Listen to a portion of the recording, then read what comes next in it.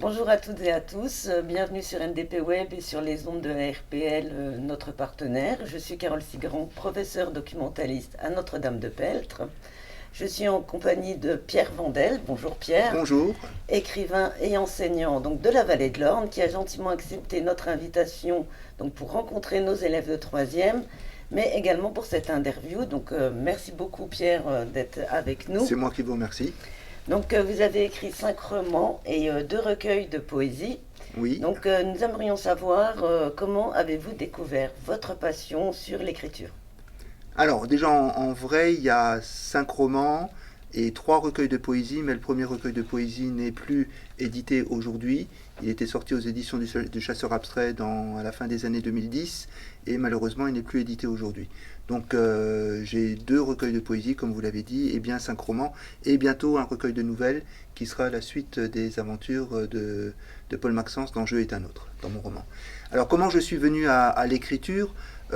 Tout simplement à travers la lecture de textes de chansons des années 80, Daniel Balavoine, Jean-Jacques Goldman, Francis Cabrel, Alain Souchon, etc.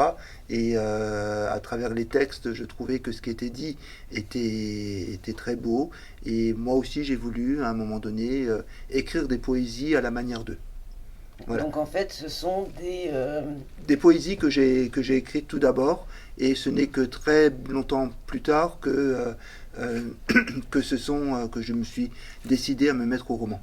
Un peu comme une gageure, un peu comme un défi, de me dire est-ce que je suis capable moi aussi d'écrire un roman. Donc en fait ce sont des personnes qui vous ont influencé Ce sont des personnes qui m'ont influencé, oui, pour exactement. écrire.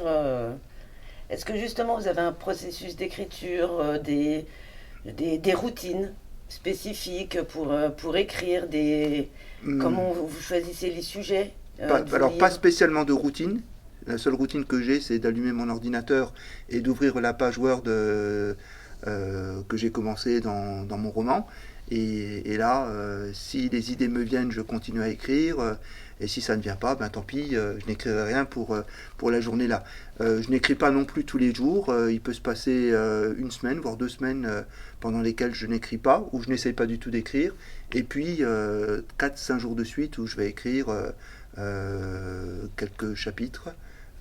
Tout dépend de mon inspiration et des idées qui me viennent et qui me seront peut-être tombées dessus pendant la journée et que je vais mettre sur papier le soir.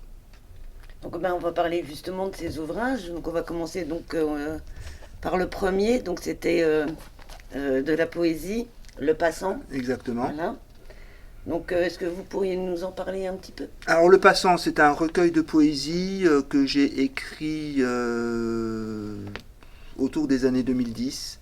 C'est l'histoire d'un passant qui observe le monde dans lequel il vit, la misère du monde dans lequel il vit, les réussites de ce monde, et c'est un peu une promenade à travers cette société française des années 2010, un regard critique posé sur cette société. Puis il y a ici aussi des textes beaucoup plus romantiques que j'ai écrits sur l'amitié, sur des textes pour ma fille, pour mon épouse, ou sur des faits de société que j'ai observés à ce moment-là.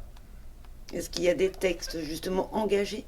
Oui, il y a des textes engagés, il y a des textes sur la malbouffe, il y a des textes sur les journaux télévisés, sur les SDF, sur la politique de l'époque, voilà, donc pas mal de textes engagés qui me sont venus en écoutant le journal, en écoutant la radio, voilà, des choses de tous les jours. Donc ensuite, on arrive au roman. On Donc arrive ensuite au après roman. le roman, Alors, j'avais écrit un premier roman. J'ai commencé ce roman en 1995 parce que je m'étais dit, bon, moi j'avais écrit pas mal de poésie. Dans le passant, on retrouve des poésies que j'avais écrites dans les années 90-95. Et mon premier roman, je l'ai commencé en 1995. Malheureusement, au bout de quelques pages, je n'ai plus rien trouvé d'intéressant à dire. Et voilà, je me suis dit, ben, je vais le laisser de côté. Et quand l'inspiration reviendra, je le continuerai. Malheureusement, ça a duré 12 ans. Et j'ai continué un jour en allant au travail. L'idée de la suite de ce roman m'est tombée dessus comme par enchantement, une opération du Saint-Esprit. Et j'ai su comment j'allais continuer. Donc ça s'appelle Viens me retrouver. Ça reprend la mort d'une prostituée à Metz dans les années 80 et d'un crime qui n'a jamais été élucidé. Moi j'ai imaginé que ce sont des ouvriers de Sacy-Lor qui ont été témoins malgré eux de cet assassinat. Et chacun d'eux va toucher une forte somme d'argent pour se taire. Malheureusement, l'un d'eux va parler. Et à partir de là, tout va s'enchaîner dans sa vie de façon tragique. Et on voyage aussi. On voyage à travers le bassin méditerranéen. Donc voilà, oui. Ça commence à Metz. Et les personnages vont voyager. Et j'invite également le lecteur à se promener à travers tout le bassin méditerranéen. L'ayant lu, donc je me rappelle de la Turquie aussi. Et de la Turquie et de l'Afrique du Nord et des îles de la mer Méditerranée.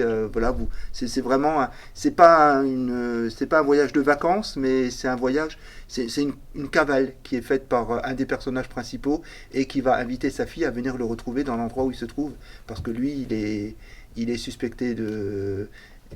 On veut attenter à ses jours, quoi. Donc, viens me retrouver. Nous avons ensuite donc le roman La vérité tue. Alors, La vérité tue m'est venue de mon enfance. C'est pendant que j'avais 6-7 ans. Donc dans le village de mes grands-parents, il y avait un personnage qui ne m'inspirait pas très confiance. Et un jour, j'ai dit à ma grand-mère que ce monsieur me faisait peur. Et elle me dit, tu sais, il ne faut pas lui en vouloir parce qu'il a appris il n'y a pas longtemps que sa maman n'était pas sa maman. Et ma grand-mère a rajouté, et plein de choses pires encore. Et moi, dans mon imaginaire de gamin de 6-7 ans, je ne pouvais pas imaginer qu'il puisse y avoir un jour pire que d'apprendre que sa mère n'était pas sa mère. Et quand j'ai voulu écrire mon deuxième roman, j'ai repensé à l'histoire de ce monsieur et j'ai notamment, moi, imaginé dans le roman ce qui a pu se passer de pire en 1940, le jour de sa naissance, dans la Moselle occupée par les Allemands. D'ailleurs, la vérité tue, c'est celle qu'on tait, c'est l'adjectif du verbe se taire, mais c'est également la vérité qui tue et le personnage le fait mourir dès les premières pages du roman et il n'apprendra la vérité sur sa vie qu'après sa mort. Voilà le côté fantastique qu'il y a dans ce roman. L'inconnu de la rue du Lancieux. Alors, je ne sais pas si je dois raconter toute l'histoire de l'inconnu parce qu'elle est un peu longue. C'est une histoire réelle que j'ai vécue en 2015 rue du Lancieux, un jour où ma fille avait un rendez-vous chez le dermatologue. Et j'ai rencontré ce jour-là une vieille dame très, très, très étrange qui m'a demandé, sous prétexte qu'on lui avait arraché son sac à main et qu'elle n'avait plus ni carte de bus ni argent pour rentrer chez elle, qui m'a demandé de la ramener chez elle. Mais cette dame, arrivée à Saint-Julien-les-Metz, où elle m'a dit qu'elle habitait, ne reconnaissait plus sa maison, ne connaissait plus trop son adresse, etc. Et donc, je pense que c'est une dame qui avait la maladie d'Alzheimer, au final. Mais voilà, cette histoire part d'un fait réel. Qui m'est arrivé en 2015 et sur lequel j'ai rebondi pour emmener mon personnage qui est un peu moi parce que j'entretiens volontairement l'ambiguïté entre moi-même, écrivain mais également professeur de français. Mon personnage à l'intérieur de ce roman est professeur de français et comme moi il a une femme et une fille et il va être transporté dans un monde parallèle sur Metz. Donc hashtag je est un autre. Alors comme j'avais écrit 3 premiers romans qui se déroulent sur Metz, qui racontent l'histoire de Metz, j'ai voulu un peu m'affranchir de cela, ne pas devenir un spécialiste de l'histoire de Metz et de la ville de Metz, et changer carrément de registre, puisque Je est un autre est un roman policier, policier psychologique qui se déroule en centre de France.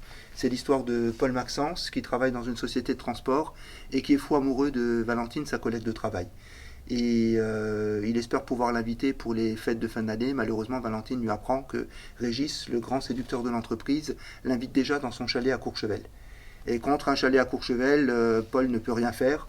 Et donc il rentre chez lui, il passe la nouvelle année tout seul chez lui, complètement ivre.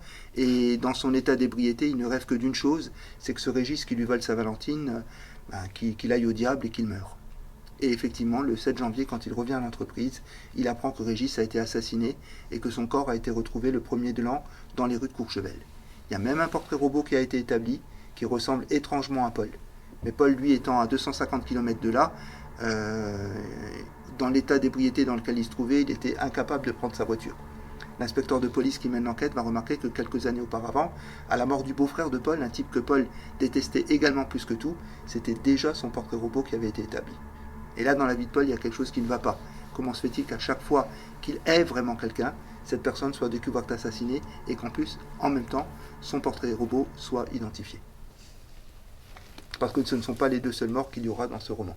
Il y aura toujours le même processus. Et donc, Ce qui va inviter Paul à mener des investigations sur sa propre vie et se rendre compte. Je est un autre, c'est ce que Arthur Rimbaud a demandé à un de ses amis, a écrit à un de ses amis pour savoir est-ce qu'on se connaît vraiment soi-même.